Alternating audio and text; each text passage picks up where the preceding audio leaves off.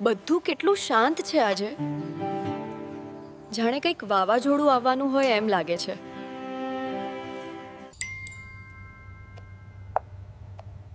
Ajoke.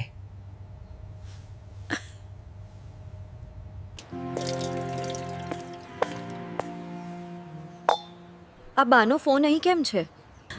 આ શું છે? જેને મેં માં માની એ જ મને તોડવા માંગે છે.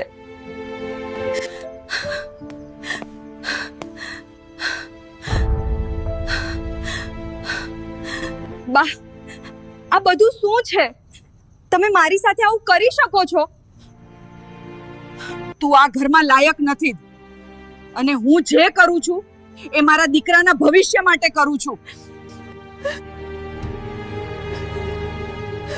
આ શું ચાલી રહ્યું છે ઘરમાં? દરરોજ આવી જબરદસ્ત વાર્તા માટે હમણાં જ સબસ્ક્રાઇબ કરો અને બેલ આઇકોન દબાવવાનું ન ભૂલતા. આ વાંચો. તમારી માને શું પ્લાન બનાવ્યો છે મારા માટે? માં, તમે આવું કેવી રીતે કરી શક્યા?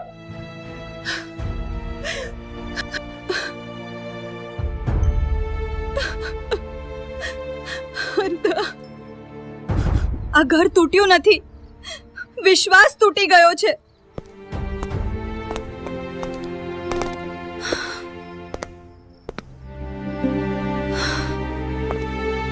સાંજે 7 વાગ્યા હતા. રસોડામાં તડતડતું વાઘારું થતું હતું, પણ ઘરમાં એક અજાણી શાંતિ પથરાઈ હતી. એ શાંતિ એવી હતી કે જેમાં અવાજ નહોતો, પણ ભાર ઘણો હતો. માહીએ ગેસ પર દાળ ચડાવી હતી, પણ એની નજર વારંવાર હોલમાં પડેલા સાસુના ફોન પર જતી હતી.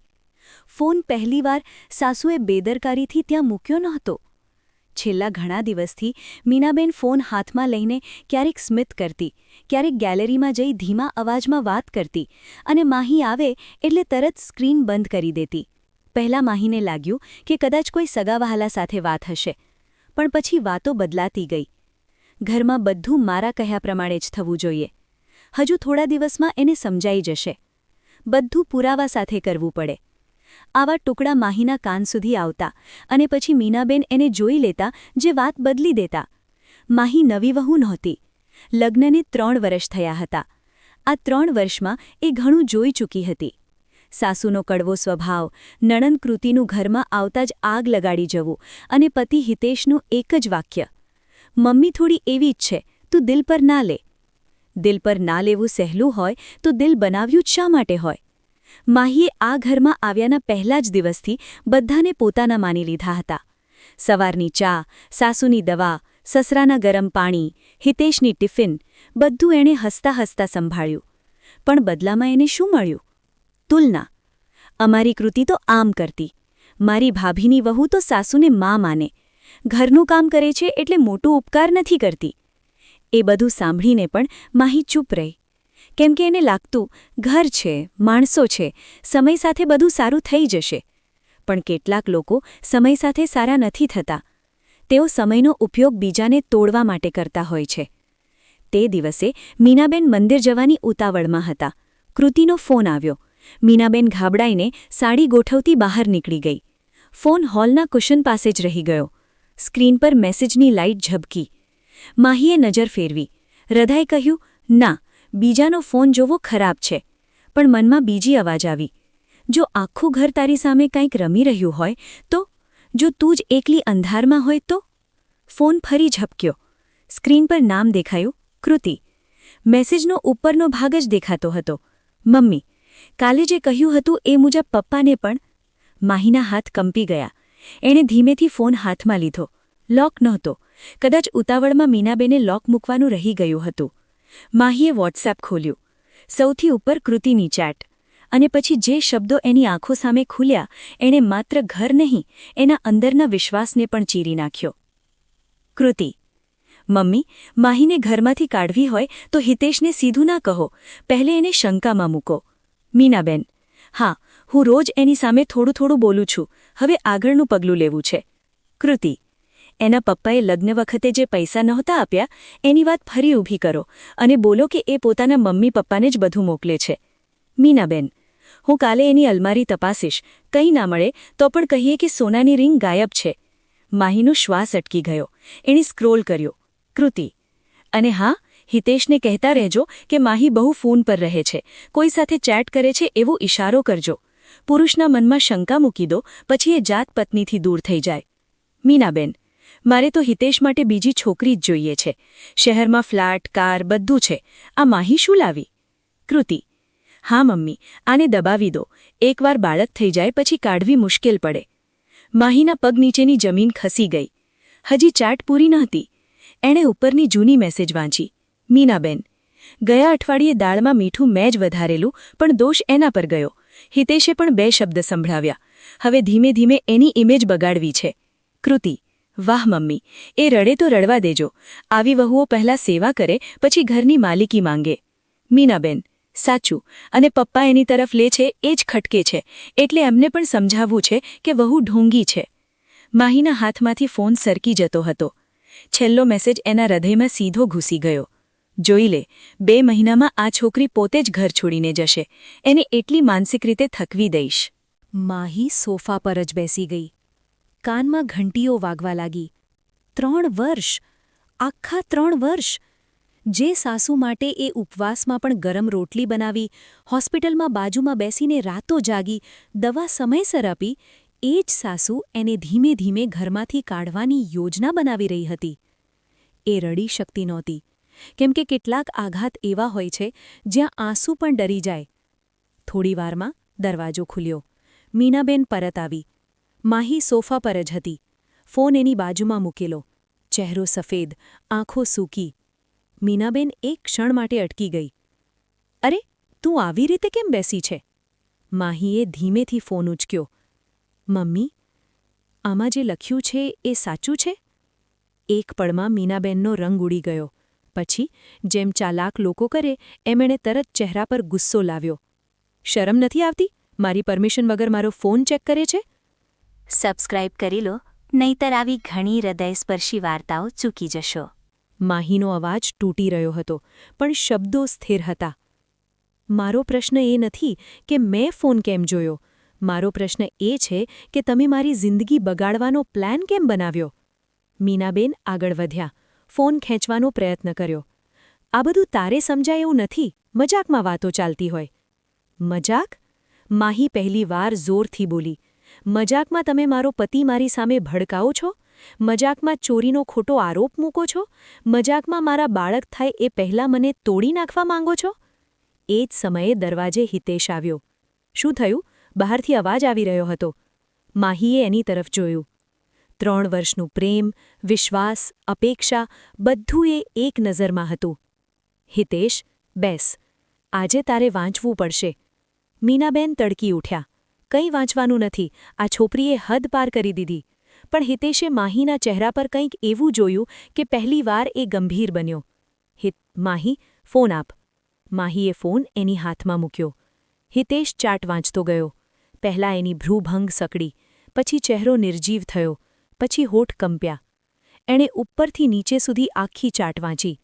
ઘરમાં ગૂંગળામણ ફેલાઈ ગઈ. મમ્મી, એના મોંથી મુશ્કેલીથી નીકળ્યું. આ શું છે? મીનાબેન તરત બોલ્યા. તારી બેન સાથે એમ જ વાતો ચાલતી હોય. આ વહુએ ઇશ્યુ બનાવ્યો છે. ઇશ્યુ? હિતેશે ફોન ઊંચો કર્યો. અહીં લખ્યું છે કે દાળમાં મીઠું તમે વધાર્યું અને દોષ માહી પર ગયો. અહીં લખ્યું છે કે તમે મને એની સામે શંકા આવે એવું બોલતા હતા. અહીં લખ્યું છે કે તમે બીજી છોકરી જોતા હતા. મીનાબેન પણ હવે ઊંચા અવાજે બોલવા લાગ્યા. હા, તો શું ખોટું છે? ઘર માટે સારો વિચાર કર્યો.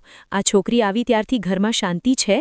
ના, તને તારી મમ્મી દેખાતી નથી, પત્ની જ દેખાય છે. મમ્મી? હિતેશે પહેલીવાર દાંટ પાડી. આ અવાજ સાંભળીને અંદરના રૂમમાંથી સસરા રમેશભાઈ બહાર આવ્યા. શું ચાલી રહ્યું છે? માહી ચૂપ. હિતેશના હાથમાં ફોન. મીનાબેનના ચહેરા પર હાર અને હઠનો ભેળસેળ રંગ. રમેશભાઈએ ફોન લીધો. ધીમે ધીમે વાંચ્યું. અને પછી ખુરશીમાં બેસી ગયા. મીના, તું આટલી નીચે ઉતરી ગઈ? મીનાબેન હવે બેકાબૂ થઈ ગઈ. હા, મેં કર્યું. કેમ કે આ ઘરમાં મને કોઈ સાંભળતું નહોતું. વહુ આવીને બધાનો લાડ લઈ ગઈ. તું પણ એની સાઈડ લે, તારો દીકરો પણ એની પાસે જાય. ઘર પર એની છાપ પડી ગઈ. આ ઘર મેં બનાવ્યું છે. હું પૂછું છું, મારે હક નથી? માહીના અંદરના તૂટેલા ટુકડા હવે શબ્દોમાં વહેવા લાગ્યા. હક? હકનો અર્થ કોઈને માનસિક રીતે મારી નાખવાનો નથી થતો મમ્મી. હું આ ઘરમાં રાજ કરવા આવી નહોતી, હું તો ઘર બનાવવા આવી હતી. એણે રમેશભાઈ તરફ જોઈને કહ્યું, પપ્પા, મેં ક્યારેય તમને મારી તરફથી ફરિયાદ કરી? ક્યારેય હિતેશને એની મમ્મી સામે ઊભો કર્યો? ક્યારેય ઘરની એક વસ્તુ પણ મારી કહેવડાવી? છતાં મને રોજ ઢોંગી, લોભી, ચાલાકી કહેવાઈ. રમેશભાઈની આંખો ભીની થઈ ગઈ. બેટા, મને ક્યારેય અંદાજ નહોતો.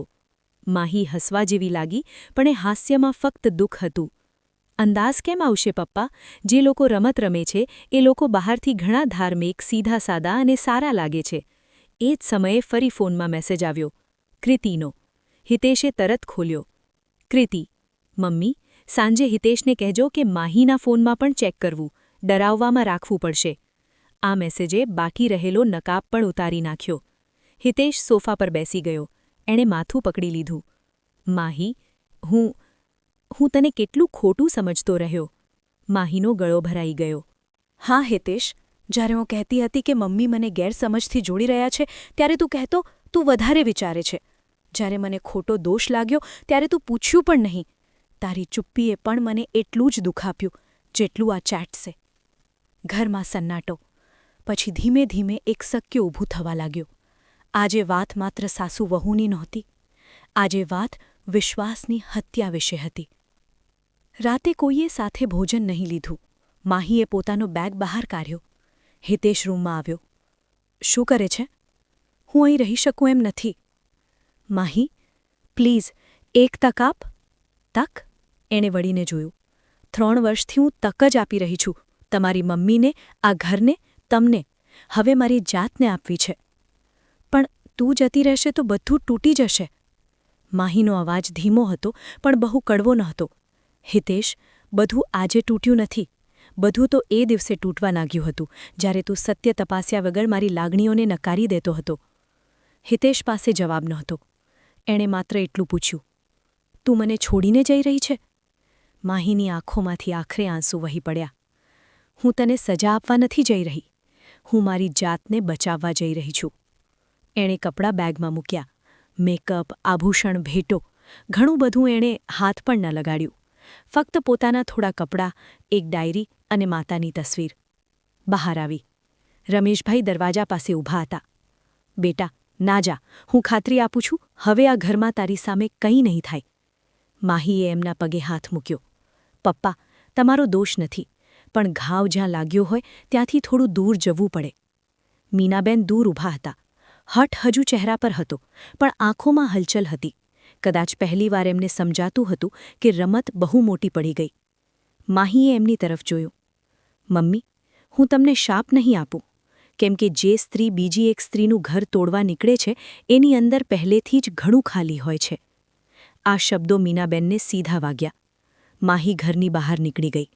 હિતેશ પાછળ આવ્યો, પણ એણે હાથથી ઇશારો કર્યો, હમણાં નહીં, અને દરવાજો ધીમેથી બંધ થઈ ગયો. આગળના દિવસો સહેલા નહોતા. માહી પિયર આવી, પણ ત્યાં પણ બધા હચકી ગયા. માતાએ પૂછ્યું, બેટા, હવે શું થશે? પિતાએ કહ્યું, જેમ તું કહીશ તેમ. માહીએ પહેલીવાર પોતાને માટે વિચારવું શરૂ કર્યું. એણે પોતાનું જૂનું ઓનલાઈન કામ ફરી શરૂ કર્યું. ડિઝાઇનિંગ આવડતું હતું. ઘરેથી કામ લેતી ગઈ. ધીમે ધીમે વ્યસ્ત થવા લાગી. એ હવે દિવસભર રડતી નહોતી. દુઃખ હતું, પણ એ દુઃખ હવે એને કમજોર નહીં, સ્પષ્ટ બનાવતું હતું. બીજી તરફ એ ઘરમાં આગ બુઝી નહોતી. હિતેશ મીનાબેનથી દૂર થવા લાગ્યો. બોલતો ઓછો. એક દિવસ એણે સીધું કહ્યું, મમ્મી, તમે ફક્ત માહીને નહીં, મને પણ છેતર્યા છે. કૃતિ આવતી ત્યારે રમેશભાઈ એને જડબાતોડ બોલી પડ્યા. તારે પરણી ગયેલા ઘરની ચિંતા કરવી જોઈએ, અહીં આગ લગાડવી નહીં. કૃતિએ પહેલાં બહાના બનાવ્યા. મજાક હતી, મમ્મીએ સિરિયસ લઈ લીધું. પણ હવે કોઈ માનતું નહોતું. એક સાંજે મીનાબેનને બ્લડ પ્રેશર વધી ગયું. હોસ્પિટલ લઈ જવું પડ્યું. આયરણી એ હતી કે એ દિવસે કૃતિ ન આવી. હિતેશ બહાર કામે હતો. રમેશભાઈ એકલા ગભરાઈ ગયા. સમાચાર સાંભળીને કોણ દોડી આવ્યું? માહી. હોસ્પિટલના કોરિડોરમાં મીનાબેન સ્ટ્રેચર પર હતા. આંખો અધ ખુલી. માહીને જોઈને થોડું ચોંક્યા. તું આવી? માહીએ માત્ર એટલું કહ્યું, માનવતા હજુ મરી નથી. એણે દવા લીધી, ડૉક્ટર સાથે વાત કરી, રમેશભાઈને પાણી આપ્યું, કાગળું ભર્યા. મીનાબેન પથારી પર પડ્યા હતા, પણ એમના અંદર કંઈક વધુ જોરથી તૂટતું હતું. જે વહુને એ ઘર બહાર ધકેલી રહ્યા હતા, એ જ વહુ આજે હોસ્પિટલમાં એમની બાજુમાં ઊભી હતી. તે રાત્રે ડિસ્ચાર્જ પછી મીનાબેને પહેલીવાર માહીને એકાંતમાં બોલાવી. અવાજમાં પહેલાંનો કડવાશ ન હતો. માહી, હું ખોટી હતી. માહી ચૂપ રહી. મને લાગતું હતું કે તું મારી જગ્યા લઈ લેશે. દીકરો, પતિ, ઘર બધું મારી આંગળીમાંથી નીકળી જશે. હું ડરી ગઈ હતી, પણ એ ડર મેં ઝેર બનાવી દીધો. માહીના ગાલ પર એક આંસુ સરક્યો. મમ્મી, ડર દરેકને લાગે, પણ ડર માટે બીજાનું જીવન બગાડવાનો અધિકાર કોઈને નથી. મીનાબેન રડી પડ્યા. મને માફ કરી દે. આ સવાલ સહેલો નહોતો. માફી શબ્દથી વિશ્વાસ પાછો આવી જતો નથી. માહીએ ધીમેથી કહ્યું, માફી હું દિલમાં આપી દઈશ, પણ ભૂલવું સહેલું નહીં હોય, અને પાછી એ જ રીતે આ ઘરમાં આવી જાઉં એ પણ તરત નહીં થાય. હિતેશ થોડું દૂર ઊભો બધું સાંભળતો હતો. એ આગળ આવ્યો. માહી, હું પણ દોષી છું. મેં તને સાંભળ્યું નહીં. તારા આંસુઓને મૂળ કહીને ટાળી દીધા. જો તું ક્યારેય પાછી આવવાની ના પાડી દે તો પણ હું એ સ્વીકારી લઉં. પણ એક વાત કહું, હવે હું તને પુરાવા વગર નહીં, તારી લાગણી પરથી માનવામાં શીખી ગયો છું. માહીએ એની આંખોમાં જોયું. એમાં પહેલીવાર પતિ નહીં, જવાબદારી દેખાતી હતી. મહિના પસાર થયા. માહી પિયર અને પોતાના કામ વચ્ચે સમતુળ જીવન જીવવા લાગી. હિતેશ વારંવાર મળવા આવતો, પણ દબાણ ન કરતો. ક્યારેક બંને કેફેમાં મળતા, ક્યારેક મંદિરે, ક્યારેક બસ લાંબા ડ્રાઈવ પર જતા.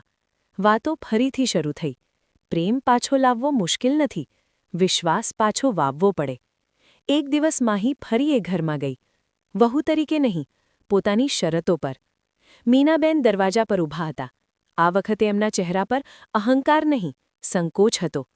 માહીએ ઘરમાં પગ મૂક્યો.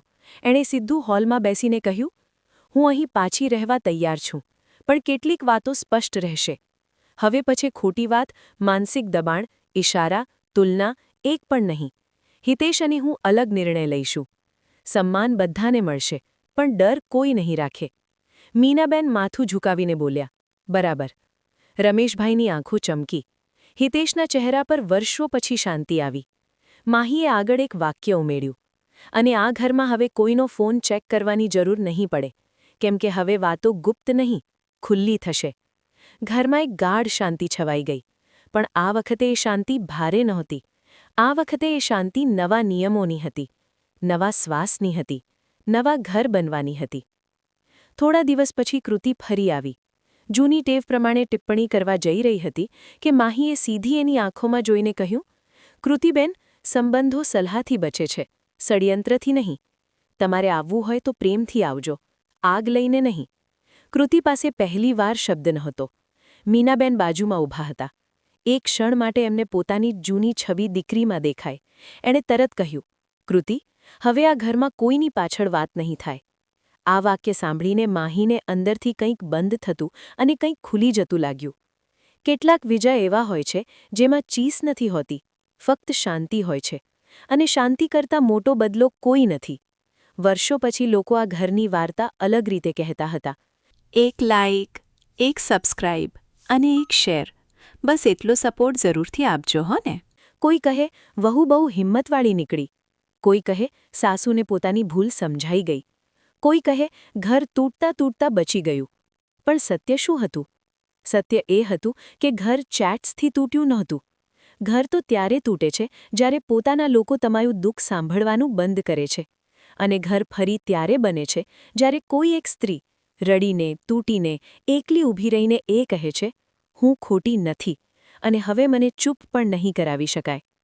માહીએ એ જ કર્યું. એણે ફોનમાં સત્ય જોયું, પણ એની પછી એણે પોતાની અંદરનું સત્ય પણ જોઈ લીધું કે સહન કરવું સંસ્કાર હોઈ શકે, પણ અન્યાય સહન કરતા રહેવું ફરજ નથી. અને એ દિવસે આખું ઘર તૂટી પડ્યું હતું.